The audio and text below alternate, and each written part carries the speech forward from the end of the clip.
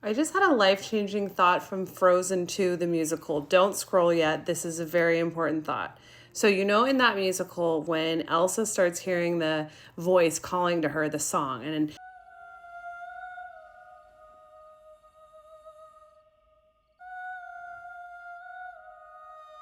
she's like singing this whole song about how she's going to ignore it and that it needs to go away. What if that was her future self coming to tell her that the situation that she was in, living in the castle, just living a normal existence, not really using her powers to like really affect change, not really tapping into those great powers, but like just surviving and being with her family and like living that easy life? What if that was her future self telling her that she needs to leave that life and go out into the unknown? It got me thinking about the time I was in a long marriage and I was in this religion that kind of kept me in the marriage.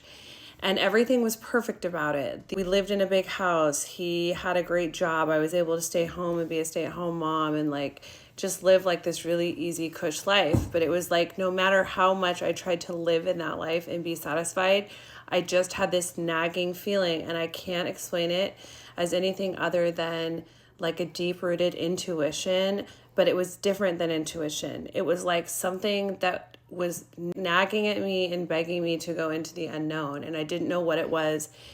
And I eventually did. I eventually left all that and I burned it all down.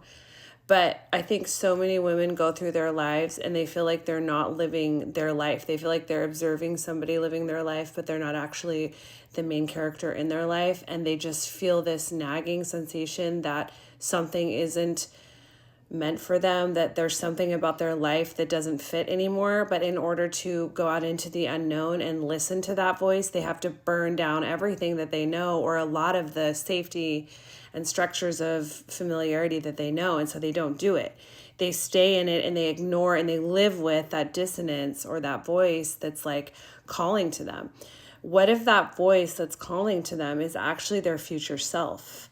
Because we believe in quantum physics. We believe that all realities are existing parallel to one another. It isn't past, present, and future like we've been primed and conditioned to believe. It's actually all timelines are existing at the same time. So what if the future version of herself is the one that is coming back and telling her that there is more that awaits, that she has gifts she needs to use, that there are people that she needs to meet in her future timeline, and she can't do it staying stuck in her current reality. She has to forge out into the unknown and listen to that voice, even though she doesn't know how to do that. She doesn't know how to get there. She doesn't even know what her first step should be. The voice is just telling her, future self is telling her, you have to step out of this current situation where you feel so comfortable and go out into the unknown. Because when I think about what happened when I burned down all those structures of familiarity, I stepped into my highest timeline. And I'm literally using the gifts that I've been given and put on this earth to use to help mankind and to push us forward as a collective. And I would have never done that had I not listened to that voice. And I also would have not met the person that I was supposed to meet, who is my other half and my divine counterpart. And because we're together, I can accomplish so much more than I could do as a person just existing and being comfortable and not really using those gifts.